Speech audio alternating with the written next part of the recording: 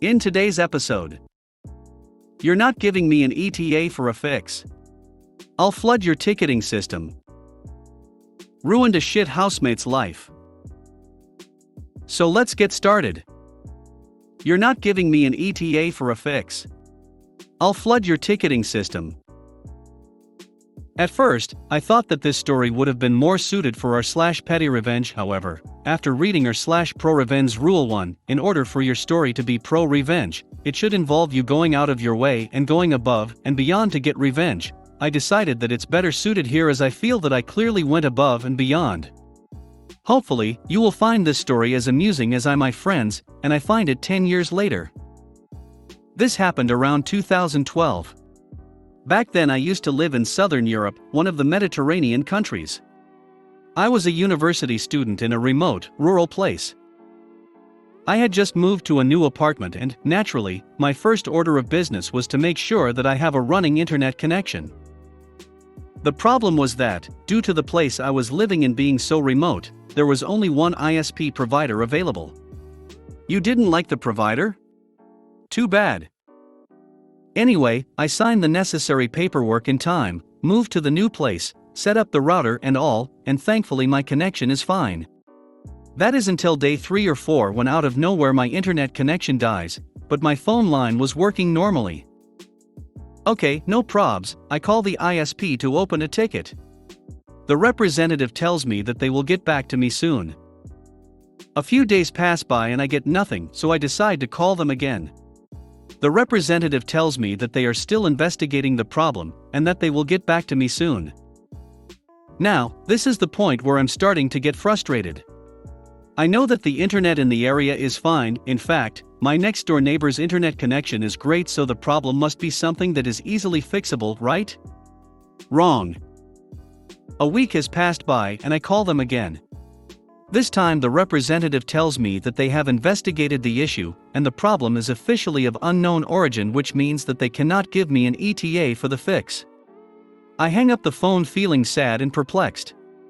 As I contemplate my internetless existence, the representative's words echo in my mind: unknown origin, we cannot give you an ETA. Slowly, my sadness transforms into denial. How is this possible? My phone connection still works, so the line is still there, and I know for a fact that everyone in the area has a stable internet connection. This must be a simple bug that is easily fixable. This can only mean one thing: some mofo has not been doing his job correctly. The denial becomes anger. How dare they tell me that they cannot give me an ETA? This should be illegal. What if my job depends on my internet connection? Not to mention that internet access is a basic human right. They are denying me my rights by not giving me an ETA. At this point the issue stops being the internet connection. It's about the principle of the matter. As a human being and a customer, I am entitled to an ETA. I call the ISP again, and I try to explain my flawless reasoning. No luck. The poor representative who listens to my rant tells me that the only thing I can do is to open a new ticket. Shocked by my inability to define my fate, I accept his offer and hang up. And then, a magnificent idea is born.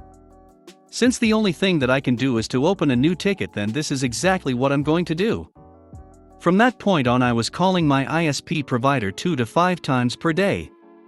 Each time, I was telling the representative the same thing: this is what has happened. I know that there are multiple tickets with my name on them already, but I want you to open a new one. Most of the representatives were pretty amused by my story. Everyone complied. A month later, yes, a month passed without the issue having been fixed. I get a call from the regional tech executive of the ISP. The call goes like this: "Executive, you must stop opening tickets, you're flooding our ticketing system." At first, I was shocked at how aggressive the executive was. He was clearly one step away from starting to calling me names, and I knew that the only reason this didn't happen was that these calls are being recorded. And then my shock transformed into a visible glorious erection. You see, my friends, this is the point when I realized that I was winning.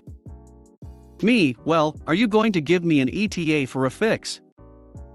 Executive, we cannot give you an ETA, the problem is of an unknown origin. Me, then I guess I'll keep opening tickets.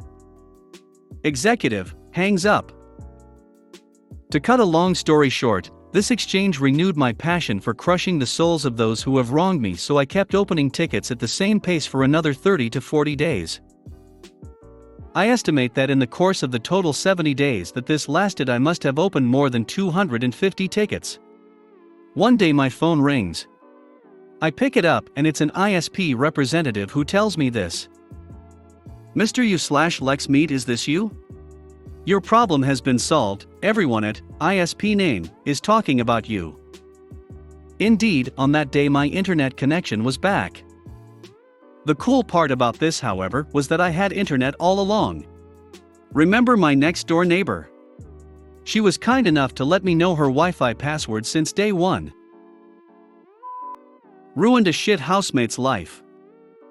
So I moved into a 4-bedroom uni house. I knew 2 of my housemates, let's call them Abby and Ben. Due to unfortunate circumstances, our previously planned housemate didn't live with us, so we found a new one, Chloe. Chloe is a horrible housemate. This becomes apparent when they never paid any bills or rent on time, smokes like a chimney inside, against our agreement, leaves home for a few days leaving a big pile of washing up for us to do, including our pots and pans, screen gaming on their laptop all the way till 5 a.m, walls are thin. Just to name a few things. Basically they *CK. So it gets till about 4 months in, we cannot stand Chloe. So have a house meeting. Basically we sit there and try to explain how we would prefer they don't scream at their laptop, I assume gaming, until 5 a.m. every night as all of us get up early. Everything we bring up Chloe denied it. We have each lent Chloe a month's rent and bills too, and Chloe hasn't paid any of us back, over $1,000 between us. Chloe denied it, saying I don't owe you.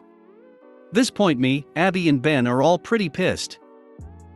Then a few weeks later was a Saturday night, and being students Abby and Ben and me invited friends round for pre-drinks. We asked Chloe first, they said they would be out, so that's fine. Turns out they finished work early, so they came home and were shocked to find people there, went up to their room. They kept coming down and turning the music down, it wasn't even loud in the first place. Chloe got so angry and threw my speaker out the window. I didn't see Chloe do it, but loads of people told me so. I'd had enough, I went to go get my speaker, Chloe came with me to my surprise. And as Chloe left in full viability of me, keyed my car parked on the driveway. I got up with my speaker and shouting as she walked off. Luckily we have an automatic light on the side of the house, and a car was driving down my road at the time, and the driver said they had a dashcam and probably caught it out the window to me. I stopped shouting in disbelief and gave him my email address. Went about my night enjoying the party. When it was time to leave, a lot of us hadn't finished our alcohol, so left it on the kitchen table and left. When we got back the next day and had sobered up in the morning, we found all the alcohol had been taken, along with the speaker, some headphones, and my laptop. Now I was really pissed. The revenge. I logged into my housemate's laptop on my email. This guy had pulled through, sent me a small clip of Chloe keying the car along with several close-up stills showing the key in contact. I first confronted Chloe asking if they knew where my stuff was, while Abby and Ben secretly recorded on their phones. Things got heated and they looked like Thea were going to fight me. I am big guy, 6'4", and am really not scared. I am basically just pissing Chloe off. Chloe then swung her fists at me a few times, making contact. I didn't fight back, I put my hands and arms over my head and face. Chloe then stomps off thinking they won. Let me remind you, Abby and Ben were recording. I call the police. They show up, I basically say I have good reason to believe Chloe stole my alcohol and other possessions. They go up and knock on Chloe's door, go away. They can't go in without a search warrant. I file a report about assault, and the things stolen relating the two. The police are very nice and basically tell me how to fill it in. They come back the next day with warrant for Chloe's arrest for assault and battery. They then search her room and find all the stolen alcohol bottles, my headphones which clearly were mine as they only paired with my phone, and my laptop and damaged speaker. I sued Chloe and won. I had indisputable evidence along with witnesses for all the events. I got $3,000 for car, speaker, and rent Chloe owed us, and an additional $5,000. Chloe went to prison for resisting arrest, assaulting a police officer, assault, destruction of property, theft, and battery. Chloe still had to pay rent for her room, which we used as a gym. Thanks for watching.